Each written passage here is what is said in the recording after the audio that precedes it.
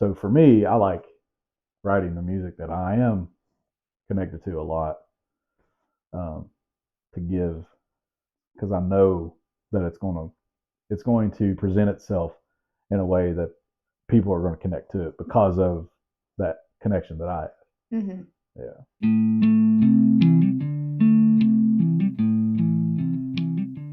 The Moonlight Ramble was created to explore the human side of the music industry from an Appalachian perspective. On today's episode, I met with Eric Bolander on a rainy January evening in Richmond, Kentucky. Bolander has been steady in the Kentucky music scene. During the last 2 decades, he's performed with bands ranging from heavy metal to rock with Alcatraz Shakedown, to more recently as Eric Bolander and These Assholes, performing with the Appalachian sound reflecting Bolander's East Kentucky roots. In this interview, Bolander empathetically and honestly discusses the peaks and valleys of being a performing artist while working as a full-time art teacher in the Fayette County public school system.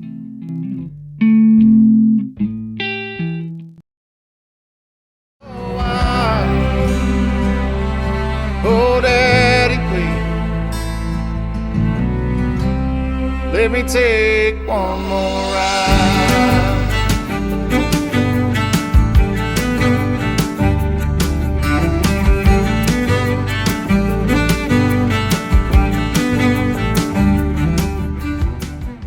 Reflect, I'm sure musicians go through this too, but you're like, does anyone even want to hear? Like, what am I doing? Bethany, I have no idea.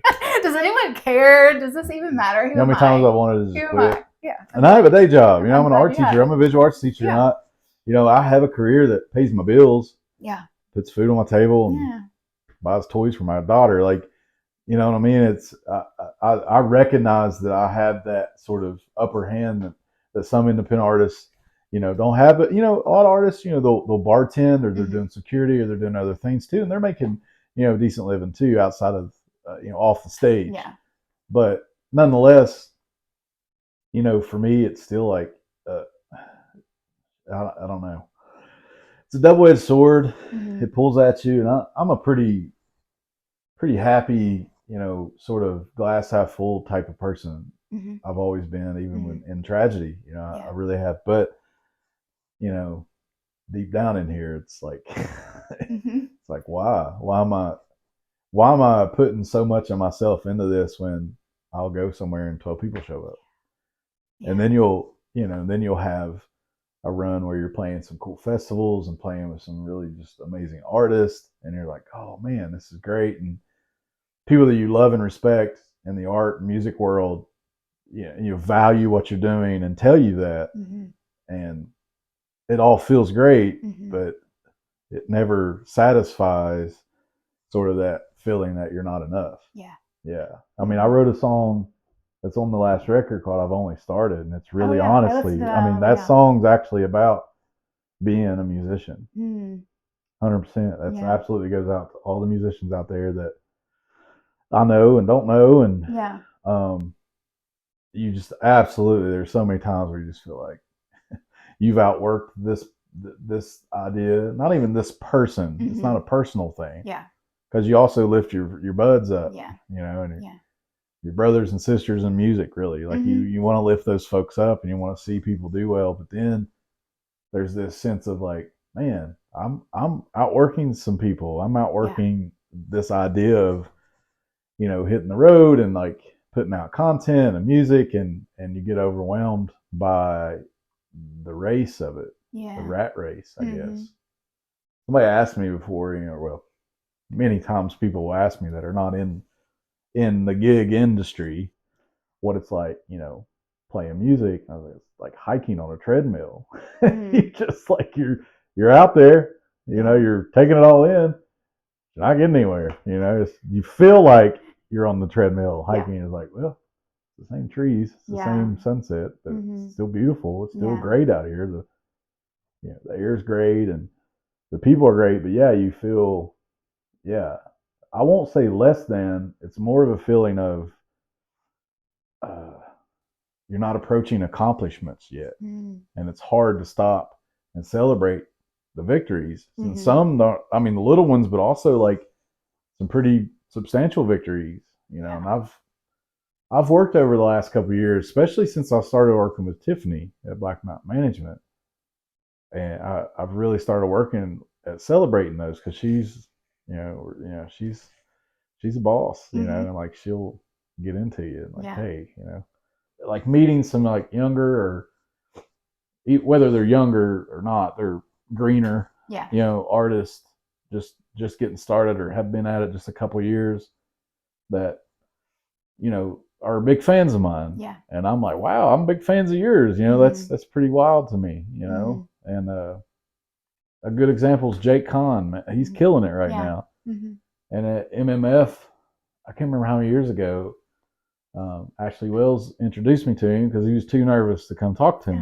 And he's a teenager, he's even younger then, right? It's a few years ago, maybe 3 summers ago. Oh wow, he's like 13. But I think he's like 16 he asked me to sign his guitar. Oh, that's awesome. I'm like, dude, next time I see him, like, here, you sign my guitar, like that just warmed me up that day. I was like, no way, you worry about meeting me? Like I'm nobody, but knowing that he, admired what I'm doing and appreciated, what I'm doing as an artist, and I thought that's incredible. And being able to take that, and just sort of, reflecting on those moments of like, okay, right on. There's folks out here paying attention. There's folks that like what I'm doing and want my bandmates and myself and all the people around us that are doing. And I think that speaks volumes. And I trying my best to ride some of those waves and not dip too much because there's some valleys there, and I want every artist out there to know it. I want them to hear it from another artist that they may not think is in a valley. They may not think that it ever really dips down. I think that's a fascinating thing about what you do, what musicians do. For one, the vulnerability to like write something and then sing it to the world. But the fact that people are going to take that in different ways. You're giving all of yourself, well, a lot of yourself out into the world for people to see. Some folks don't. Some folks are great at just, writing stories and doing that, and kudos to them. It's just not what I can do. I can't do it. Yeah.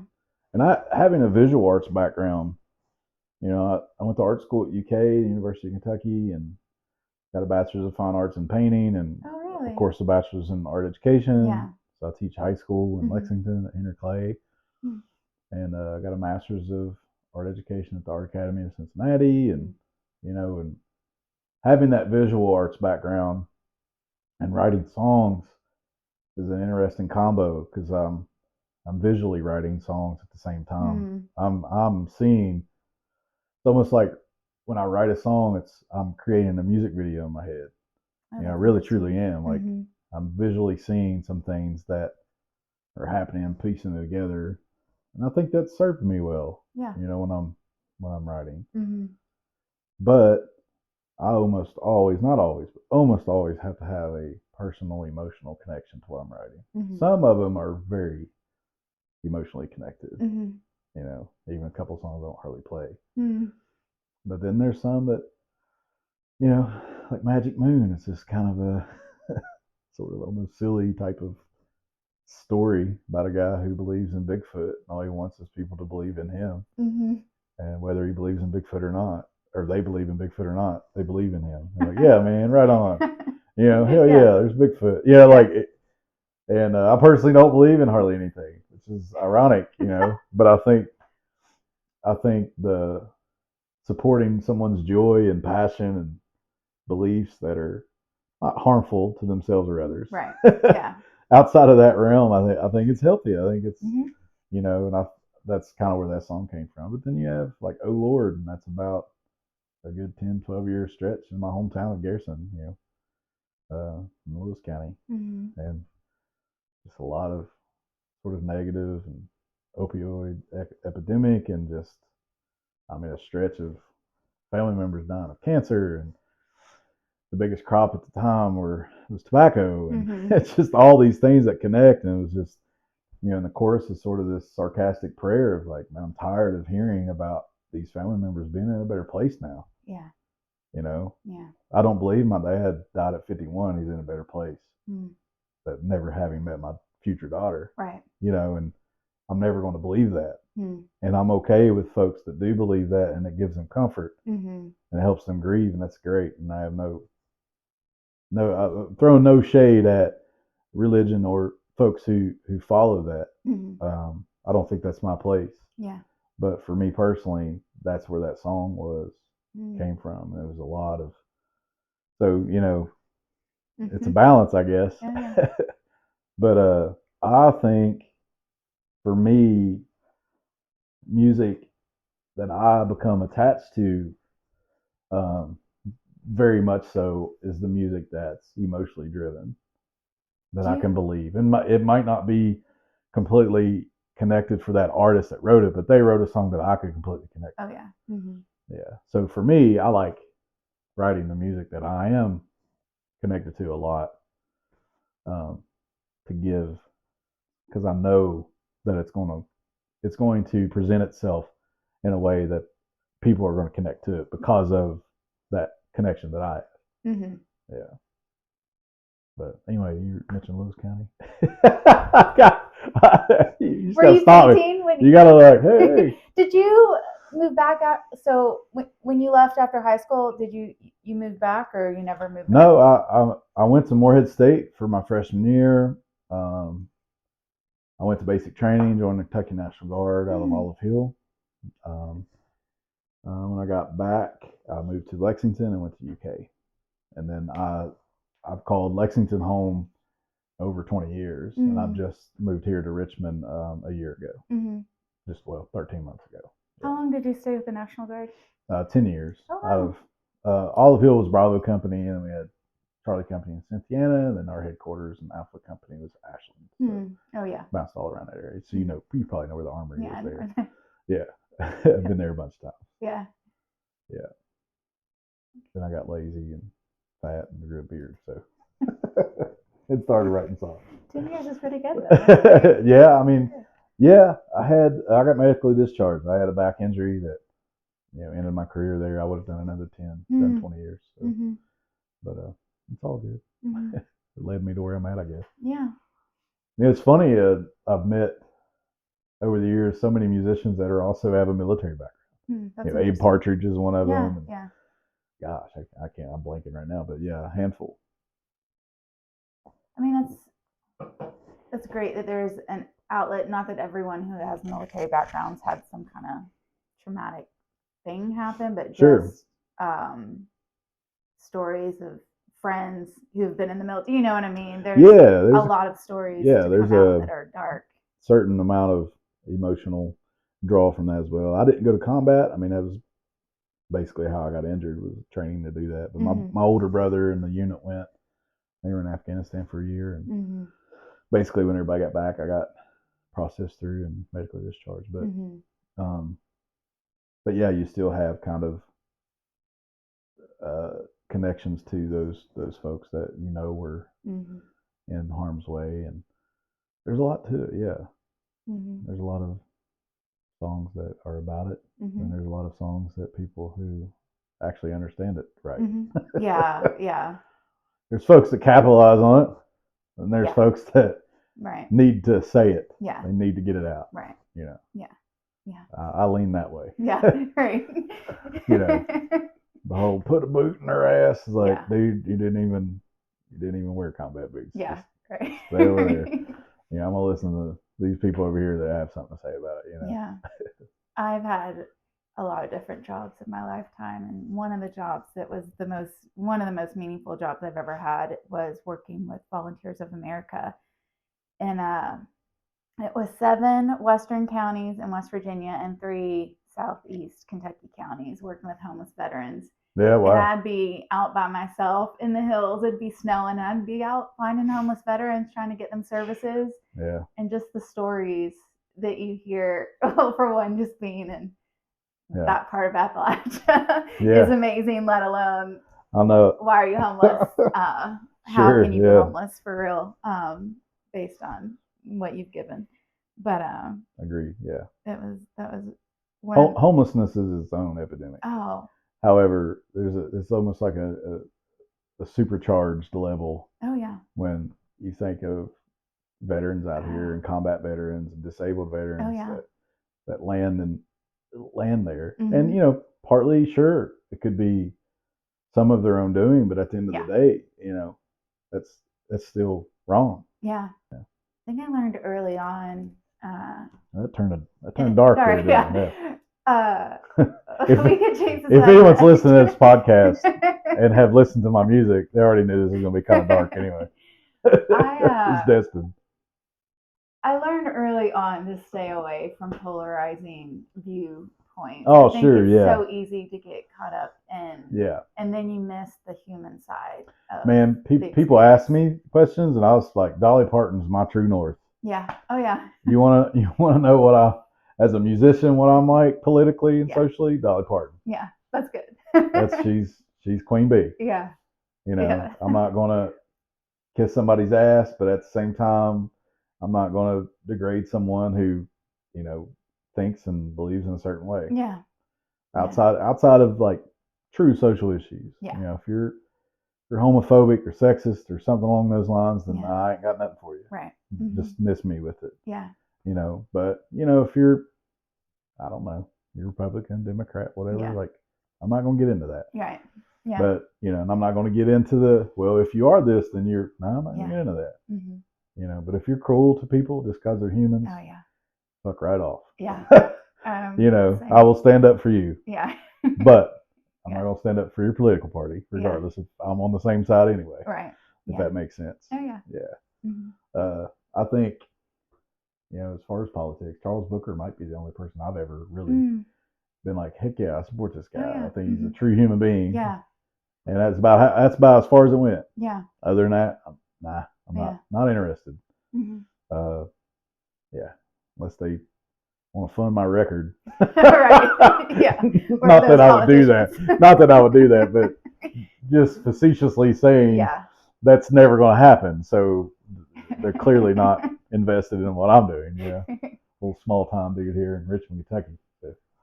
I've been watching a lot of documentaries this week, just talking about politics in music. And even today, I watched one on Nina Simone. And Sam Cooke's my favorite singer of all time. I watched that. It must have been today or yesterday. Yeah, man. I didn't realize the level of sort of action he took. Yes, you know? I did not either.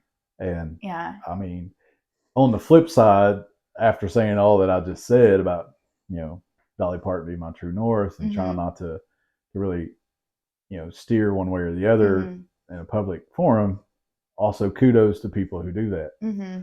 You know, if someone feels so strongly and they want to use their platform for that, kudos to them.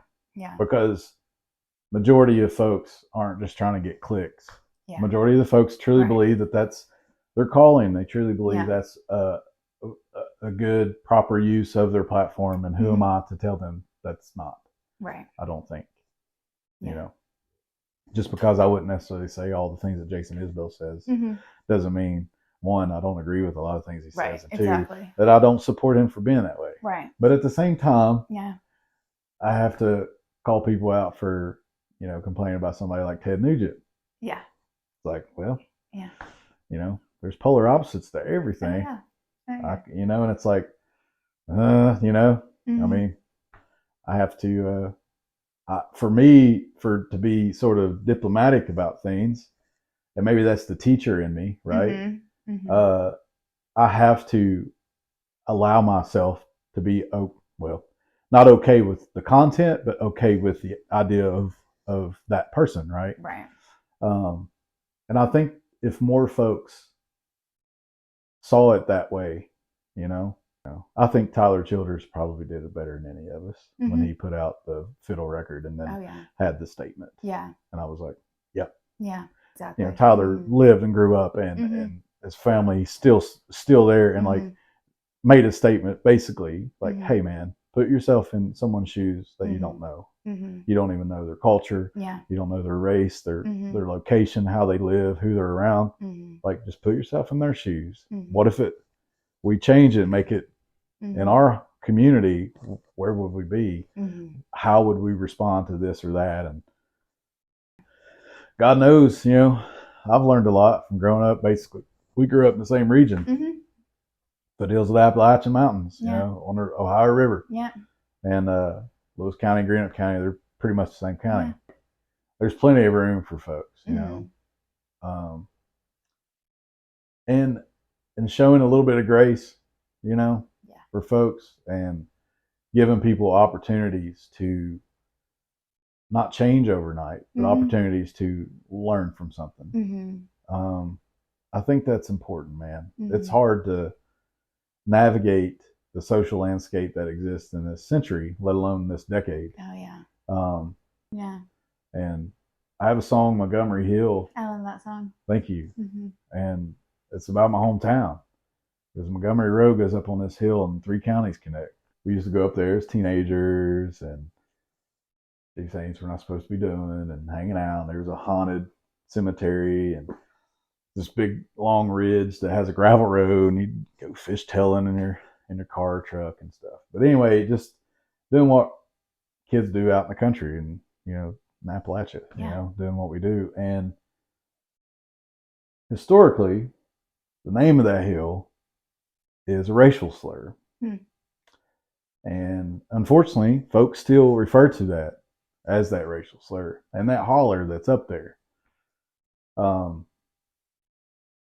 It's embarrassing, but that's what it was called. Mm-hmm. You know, obviously I'm not gonna say that, Mm-hmm. but so I wrote the song before I had the chorus. I had the idea of the song, and I was like, all right, so Montgomery Road, Montgomery Hill, yeah, that's great. And I got the chorus. I was like, you know what? I'm gonna call it Montgomery Hill, because if I change one person's mind that lives in Lewis County, lives in Garrison specifically, out Montgomery, and I convince them that that's wrong, then I feel like it was worth writing that song. And I don't know if that's ever happened. It maybe it's happened already, because it's been out for a while, you know, a few years. But that wasn't the reason for the song. That wasn't the inspiration for the song. It's really just kind of fun, uplifting, summertime, hanging out with your friends, small town. You don't have a whole lot of things you're doing. You're not going to a bowling alley or movies. You don't have any of that. You don't have a red light or a Walmart or anything, right? You don't have nothing, right? You're just cruising around or parking in parking lots and just, before social media and all the other stuff. And that's what the song's about, you know, fun summer, being young, innocent, just caution to the wind, you know, figuring out who you are. But that's kind of that nice little, you know, caveat for me. It's like, you know what? Hey, here's my little, it's my protest song. Yeah, that's great. Hey, that's it's not really a protest song, though. but you know what I mean? And I thought to myself, man, if that changed, you know, one person from thinking like, damn, you know, even if it's like a high schooler that heard it or something and back home, I was like, you know, yeah, right on. I'm just going to start referring it. That's wrong. I'm going to correct people. Yeah. I think it's a start, you know, and there's plenty of people, even if somebody's hearing this right now, that thinks it's just simply okay to keep doing what you're doing and keep saying what you're saying, you know, then that song wasn't for them. Yeah. That name of the song was not for them. Yeah. That effort was not for them. Right. You know? Yeah. What were you like in high school? Were you playing music then? No, gosh, no, man. Were you painting? I played football. Oh, did you? I didn't take art because it was for sissies. Isn't that stupid? So toxic. No, it was bad. I just thought, I ain't doing that. Had welding shop and carpentry. Oh, yeah. I drew and doodled and stuff. Like, yeah, I had an interest. My dad was a carpenter. He's super talented. Yeah. You know, it was just, it just wasn't seen. Like, if you could draw something very realistic, oh man, he's a real good artist. It's like, yeah, but you know, Jackson Pollock's kind of cool too. You know, and you know what I mean? Like, Picasso's kind of awesome. He's a rock star. Yeah, it's just, it was a learned thing, you know. And that's typical for any rural area. It's not just Appalachia. It's just like, you know, and one regret was not taking art at high school. I had friends that took art class, and we had an exceptional art teacher to be a small school. But we were also connected to the vocational school. So we had electives like welding and carpentry and nursing aid. And like, I did a bunch of that stuff, drafting. Because originally I thought I was going to do drafting. I did mechanical drafting, computer aided drafting. And I was like, oh, I'm going to do this. Went to Moorhead, went to basic training, came back. I was going to go to UK and go to architecture school. So that was my path. It was less about the artistic side of things, but I always had something there. I wrote poetry a ton that no one knew. Oh, a ton. Did in you high keep school, it or did you? Hell no. I know I burned. I would give an organ to have. I mean, I'd probably be, immediately embarrassed by most of it, but I would love to see some of the thoughts that I put down. And, I've always kind of been sort of a soft-hearted, wear my heart on my sleeve person. I just didn't have, looking back retrospectively, I didn't have the support group, friends, whatever, that like fueled that fire. Yeah.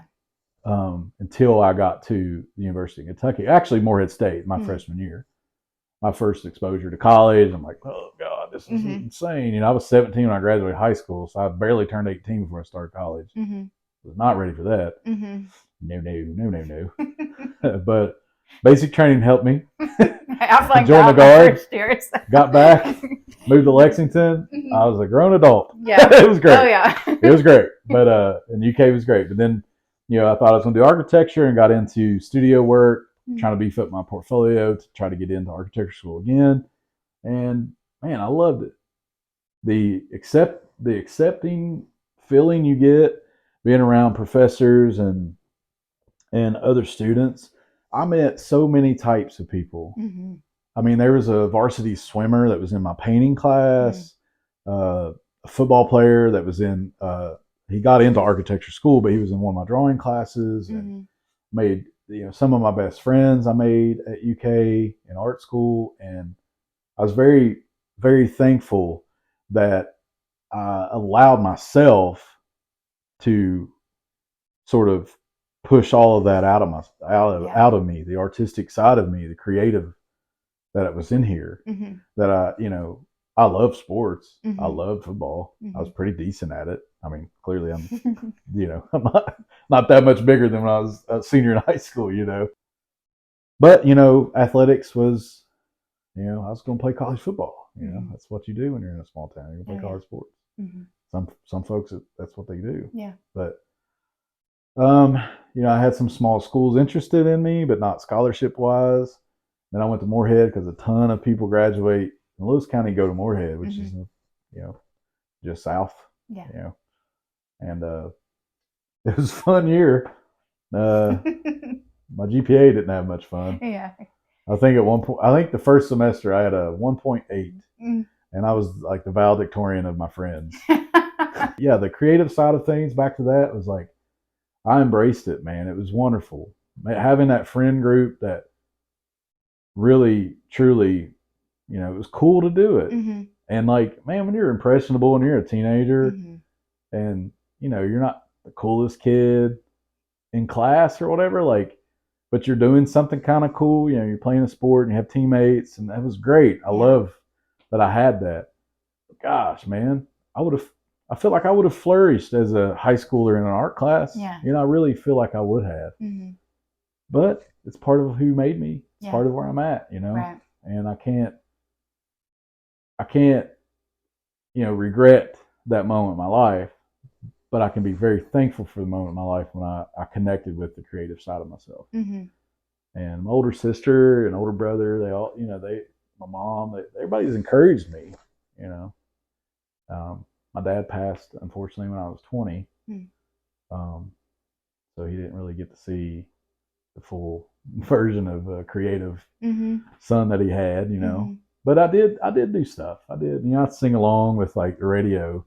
My mom thought I could sing, but I never sang in front of people until I was my first year at UK. Oh, really? I was sophomore in college. Yeah, my best friend Kev. I mean, he's the one taught me how to play guitar. Freshman year at Moorhead, he let me use his electric, so I could just noodle on it without an amp. So I wasn't really loud. Yeah. And I found out pretty quick that I had a musical ear. By no means perfect pitch, but I think relative pitch. Like I was learning that I had that, and I was like, all right, cool. And then I can match pitch and find melodies on the guitar. And working through that, I still didn't sing. I mean, I really just thought, I was like, oh, I can't sing. I didn't have that confidence to do that, man. I was like, there's no way. And I mean, the first band I was in, I mean, we were a cover band, but my friend Steven Stump, who were in Alcatraz Shakedown together, the rock band, we wrote a lot of music together over the years. But he was like, man, what do you think about singing? Because he heard me sing a couple times. Not out, like in a living room. I was like, I don't know, man. I don't think I can sing over distortion. Like I was going to buy a set of drums and learn how to play drums. I was going to be the drummer in this band we were going to put together. He's like, well, let's try some songs. And then we were singing some like 90s rock and stuff, and STP, Pearl Jam, Alice in Chains, some of that stuff. He's like, dude, you can sing. I was like, oh, I guess I can sing a little bit. What was the name of that band? The cover band? Oh gosh, the first version. What the hell, man? And we had to, like, it was the same band. We just changed our name. I can't remember which came first. It was Makeshift Moment. This is so embarrassing. And Slycosis was another one. I can't remember which was which. And then, so moving forward, we basically transitioned into a hard rock metal band. We were inspired by like Killswitch Engaged and some of that stuff. So Modern Day Relic was the band that my first original band. And Ben Buck, who drums with me, was in that band. Oh, wow. And Steven Stump, who plays with Alcatraz Shakedown, which we hardly ever play, but I'll never say that we're not a band anymore. Yeah. they're my bros. Hopefully we can throw something this year together. Yeah, it'd be great. But yeah, so that was the first band, and our good friend Jimmy, who I knew from art school at UK. He was one of the first real close friends I made at art school at UK.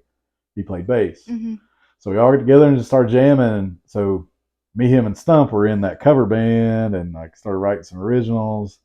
And then we really, really focused on doing some originals and went through like, 4 or 5 drummers. And we had met Ben with his other band.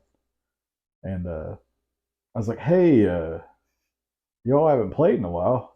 I kind of semi-stole him, I guess. So fast forward, we do that, the Modern Day Relic for a hot minute, I'm in my late 20s and we're playing Lexington, just kind of hitting the region of just the hard rock metal kind of stuff, and playing gigs at places like that, played Al's Bar, and we played a place called the Roxy, which was the A1A. A lot of people know it as A1A. I don't think we played it when it was A1A. I think it had switched to the Roxy by the time we got booked. But yeah, the Dame was there for a hot minute after it tore down. Nick Sprouse, I believe, is who was booking. He did a great job and put so many cool bands through Lexington. But anyway, fast forward, we pick up Ben, and then Stump and I started writing more kind of rock and roll, blues inspired stuff, which was very far away from what we were doing. And then we started Alcatraz Shakedown. And we'd done that for a very long time. And I started, because me and Stump would be the primary songwriters. We'd bring it in, we'd woodshed, and then we'd kind of collab, and or sometimes we'd write stuff just the 4 of us, And but anyway, I was writing some things, and it just didn't hit. There's some ideas. The Road was one of them. The first version of The Road was an idea that I brought in with Alcatraz, and then Closer to That Flame, actually, funny enough, was on my first demo. That John Ferguson, who plays keys with me and sings and bass, he had a home studio across the street, and he recorded my demo for me. Oh, wow. The first version of Close That Flame that is non-existent anymore. Thankfully, I played all the instruments. It was awful. I did drums on like second half of the song. It was just not good. But I brought that back around, Yeah. And it was good. Yeah, I'm glad I did that. But anyway, it just didn't fit with Alcatraz. I was doing some of those songs, and I was like, I'm gonna finish these. I like it. did the demo. I was like, hey, I got some friends. Brian Minks was a good buddy of mine. He was really tied at the time to the Lexington music scene for more kind of your rock meets folk, Americana, like the precursor to that, country a little bit. And he got me some gigs. That's where I met Josh Nolan and Derek Spencer. And gosh, oh man, the list. Maggie Lander, just huge list of people. And of course, Chelsea Nolan. Yeah. First time I met her, she played drums for Josh. Oh yeah. You know, it was just, you know, and then come to find out she has that voice. Like, geez, she's amazing. You know? Yeah. Absolutely. And then the demo it was never meant to be anything that I was going to necessarily take seriously. But I was like, nah, I want to play some either open mics or some solo. I mean, my first two solo shows were at Willie's Locally Known, OG Willie's in North Lexington, and the front room of Buster's, which is now Manchester Music Hall. Yeah. And those are my first two solo shows. Wow. I played with, you know, a bunch of the guys I just mentioned. Brian Minks was one of them too. Doc Feldman was one of them. I'm trying to think of it. I think maybe Maggie Lander played one of them. Jordan Brewer, he's great. Josh Nolan, yeah, the list goes on. But so playing those, like, oh man, okay, got kind of cool little response because, you know, there's a couple dozen, 3 dozen people there. Yeah. It was a good little crowd, and some folks had already known me from my other band. And I was like, oh, okay, cool, this is fun. I could do this and just sort of have this as a side project, and that's literally all that was going to be. And it just turned into being my focus artistically. It was very organic. It was never. I mean, I'm still really close friends, all the Alcatraz guys. You know, we're hoping maybe to put something together this year, but if we can land something and it makes sense or whatever, kill it. How did you know you wanted Seth to come in? Yeah. Oh yeah, that's great. So I always tease and say I stole him from Derek Spencer because I think he'd played a couple things with Derek. Derek introduced us. I'd known Derek forever. We've always been pretty tight, you know. And cello is my favorite instrument. So it's cool. A little like VH1 pop-up videos. If anybody remembers those? Yeah, of course. Back when I was at UK, I worked as a house manager at the Singletary Center for the Arts. So tons of classical music came in and out of there. I grew to love cello. Cello became my favorite instrument. There's no sound like I listen to Yo-Yo Ma on the regular, probably once a week at least. Oh, I listen to sometimes in my classroom and sometimes on my own.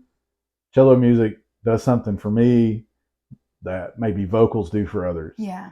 And so fast forward, I'd never had the opportunity at any point to really know someone that played cello well as wanting to play sort of your non-traditional orchestra music, right? Like we're playing Americana, folky, country, rock type stuff. And he's been in all kinds of bands, bass player and cellist. And so we met, and I was like, dude, I'd really love to jam if you're down. And I may have sent him some stuff, or I don't even remember. He's like, oh yeah, let's try. And then, fast forward years later, I don't even know how long years we've been together. 8? I don't know. Oh wow. It's been a while. I mean, the wind. So I put out postcards myself. I did that with Jason Groves at Sneak Attack. He's a bud. He's awesome. I did that record there. But Josh Thompson from Alcatraz played on it for me, and then Steven played on 1 or 2 songs, and I think I did the bass. Jason, I finally talked him into doing bass on 1 song because he's an amazing bass player. And but anyway, that was my first full-length record solo.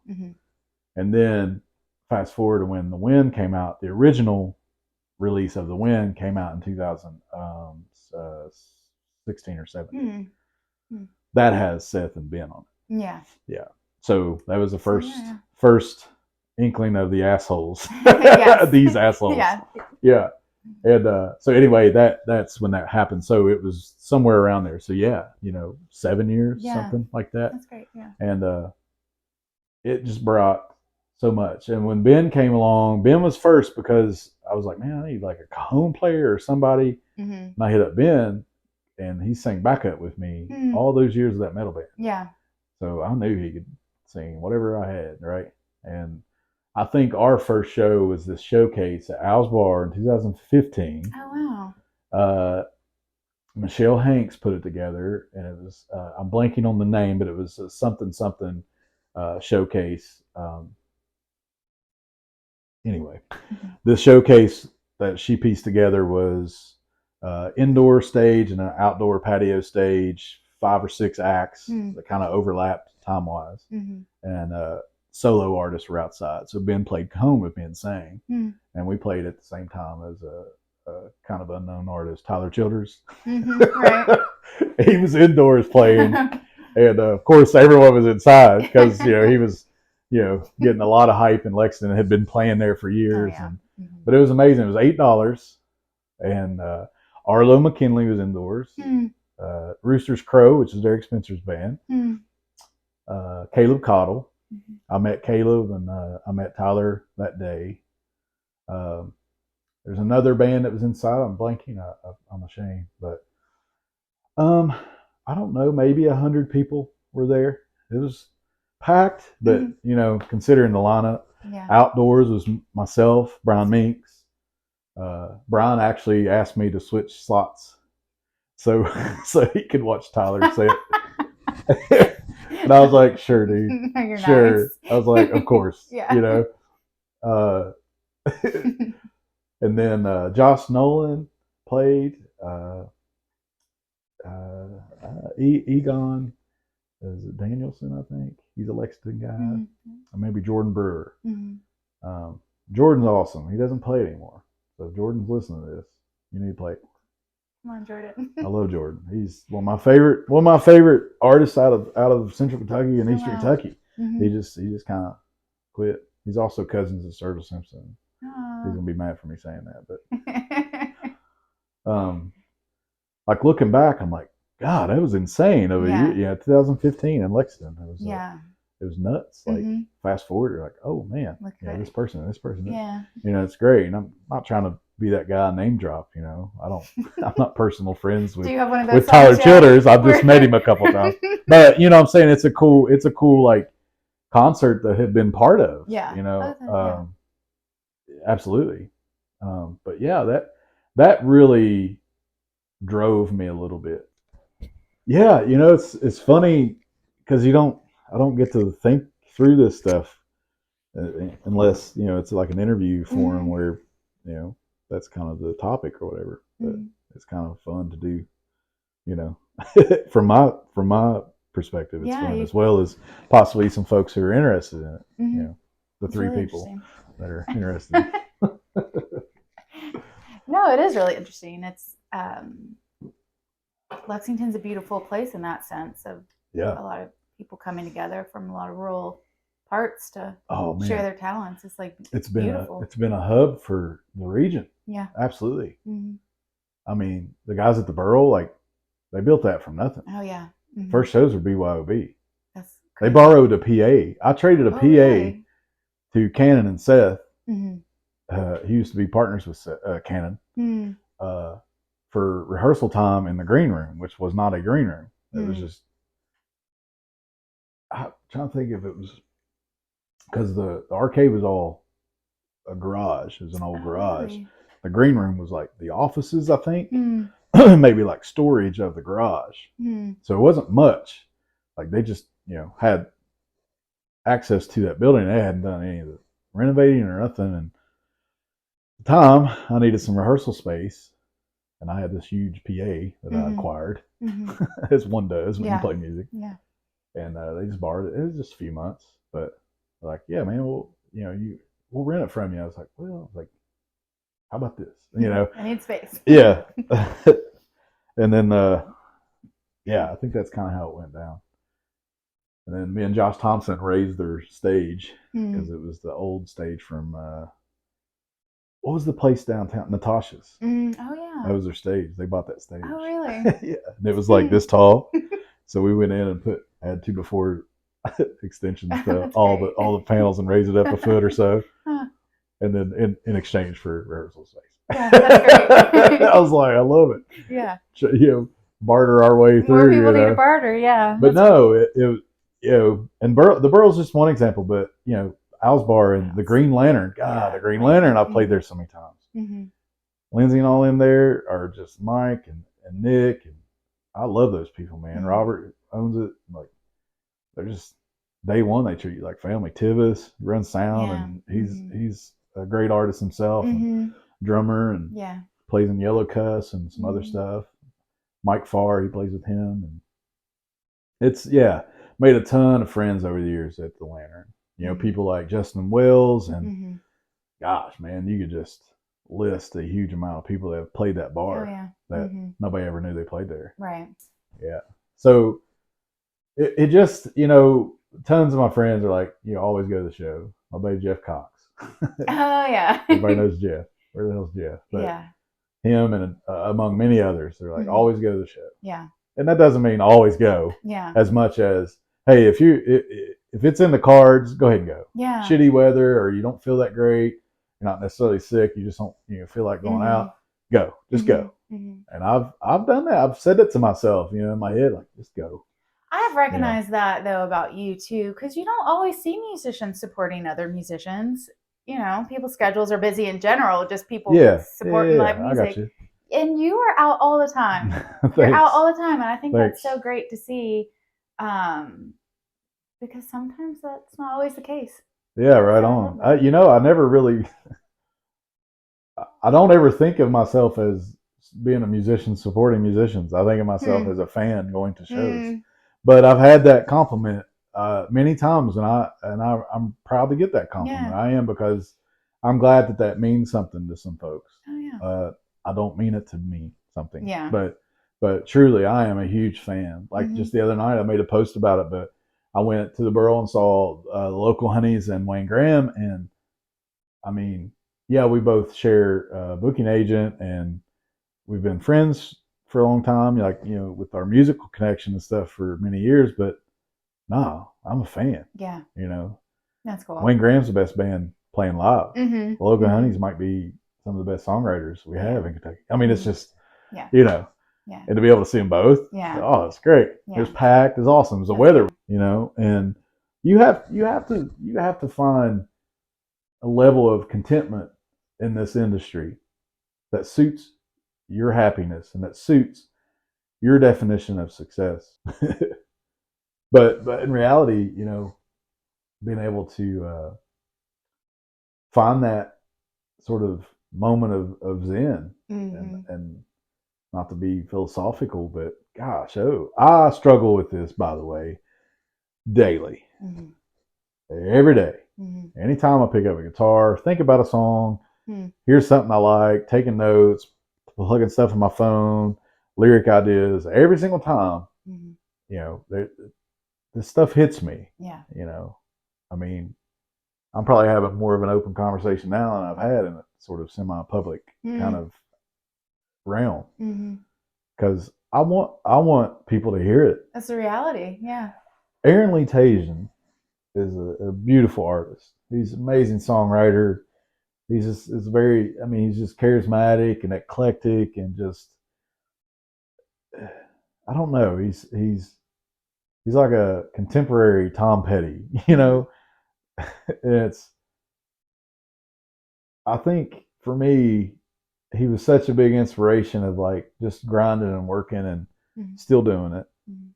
But there's a post he made on Instagram that I will never forget, and I had the opportunity at 3rd and Lindsley when we played Americana Fest to tell him this backstage, and I almost cried. Like, I got so emotional. And he made a post.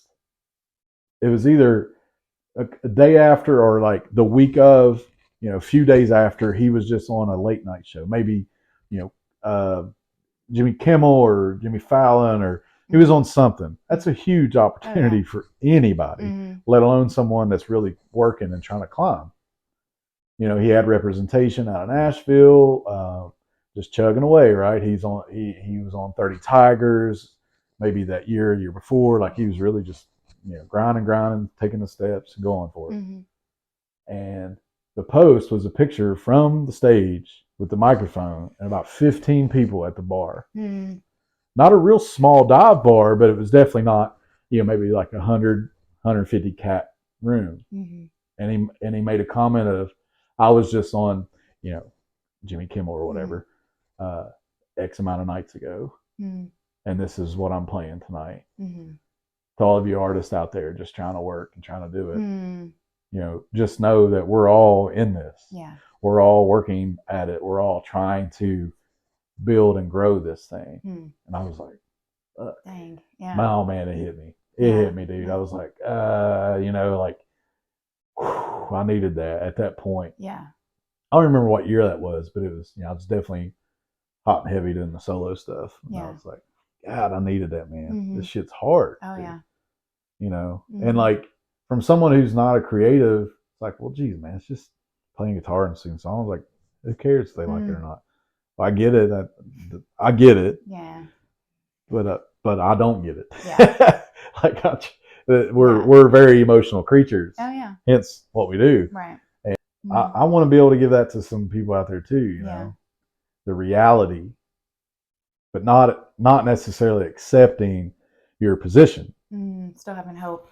You know, looking forward, moving forward. Yeah. Grinding, pushing, writing shitty songs as much as you can to get the good ones. Yeah.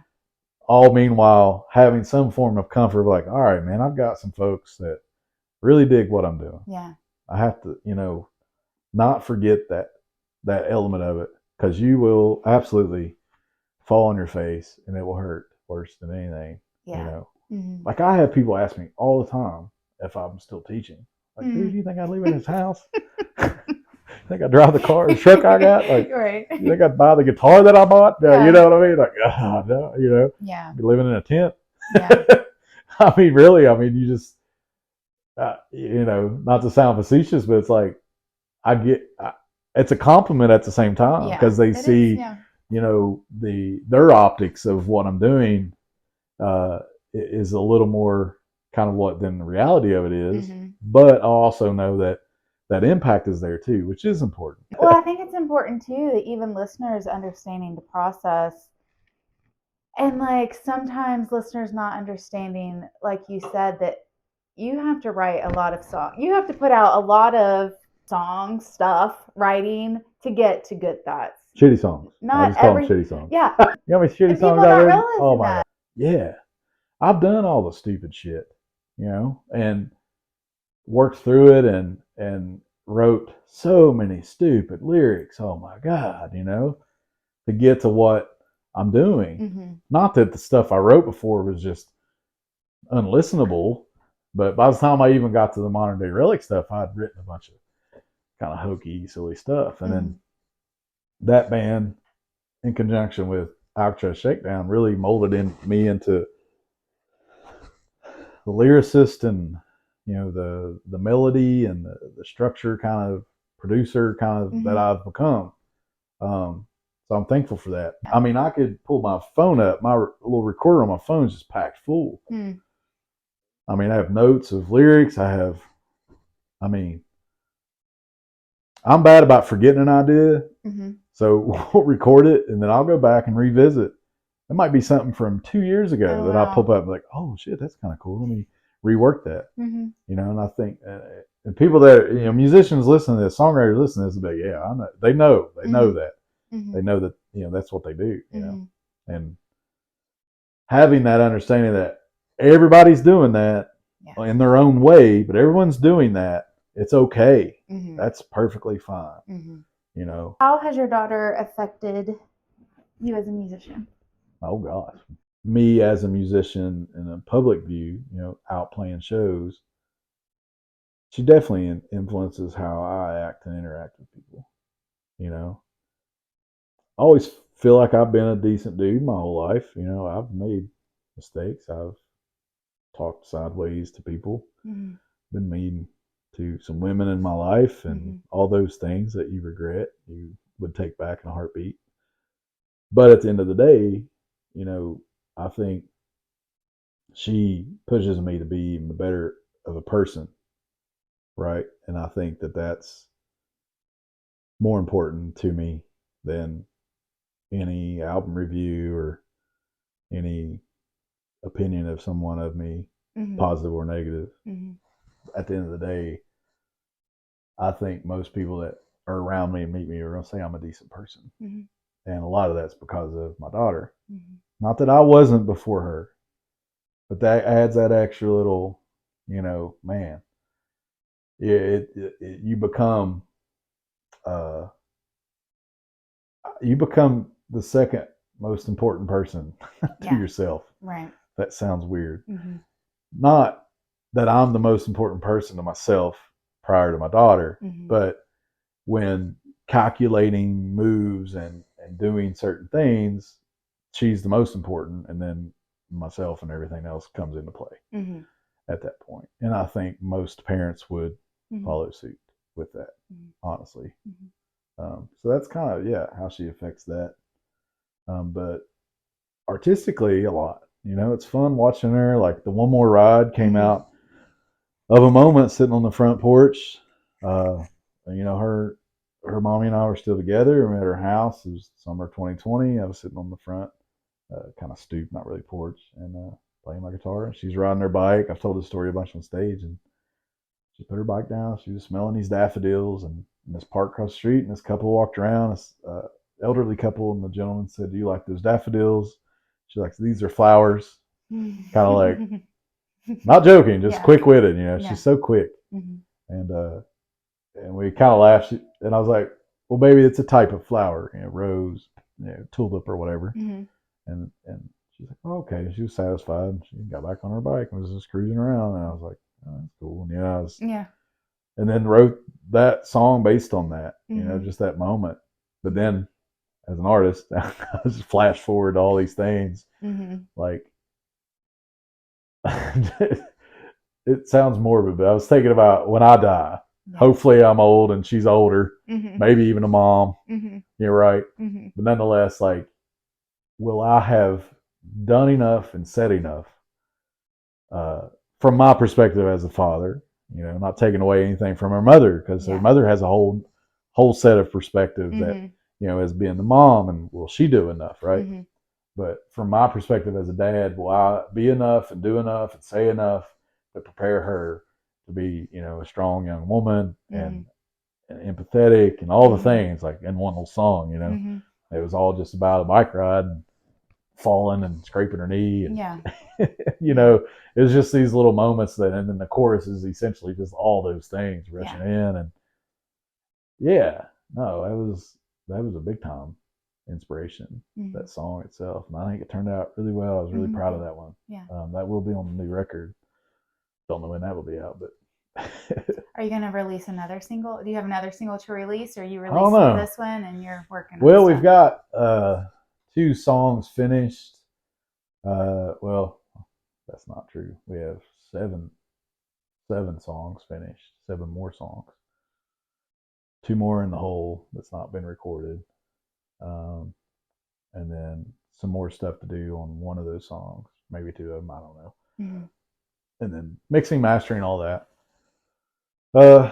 So my goal for the record is to get 3 more songs recorded, to have 10 to 12, either use them all or pick 10 or whatever, and get it all mixed and mastered, and then decide. I kind of want to put out another song, but I have some other content that I want to put out between now and summer. Some of it's video stuff, some of it perhaps live. I don't know. We haven't really dove in yet. I'm hopeful that we'll get some kind of live stuff from something from last year. Just even if it was a couple songs. There's some stuff that I want to put out content wise. However, as far as the record goes and the studio single, I'm not 100% sure yet. Me and Tiffany's kind of brainstorming, and we're going to kind of revisit that idea in a month or so. But nothing really probably feasibly until late spring, early summer, if I do that. Honestly, most likely it's going to be other forms of content that quite possibly could include those songs, just not the studio version. It's kind of where I'm thinking. This is a lot, man. I mean, another thing a lot of people don't realize, when you're an independent artist, like, I don't have a label. I have a booking agent, I have a manager, but I don't have a record label. I don't have someone saying, "Hey, here's 10 grand. Right. Good luck." I don't have that. And that's where, folks can like pump out stuff, and, vinyl record, like, I mean, this last one, 500 units. It's a gatefold, the inserts. I mean, it's pretty nice. It's tricolor vinyl. It was like $6,500 for 500, something like that or more. That's an overhead that an independent artist doesn't play all the time. It's not, I don't do $5,000 in merch on a night. Right. Like if I'm at a festival, if we had $1,000, it's like, oh man, that's amazing, Right. which that is good, but it's, there's artists that are really big that sells a lot of tickets. Well, they're doing thousands each night. Yeah. And that goes back into buying those shirts. And right.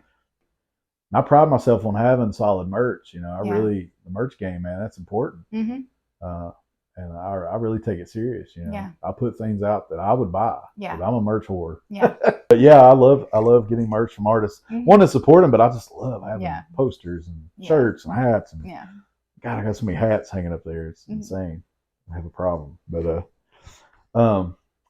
yeah, so yeah, being sort of transparent about that stuff to folks coming up trying to do it. It's important. Yeah. But it is costly. A lot, Like I might make, $15 off a t-shirt, but it's gonna take a lot of shirts to get back to even.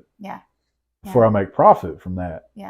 Then roll that back into getting more shirts and like kind of, I'm at least to the point where, it's paying for itself, but, have van payment, insurance, all the expenses, and the gas for touring and all the things, upkeep on your instruments and not complaining as much as just being kind of transparent and open about it. It's like, that's a lot. Yeah.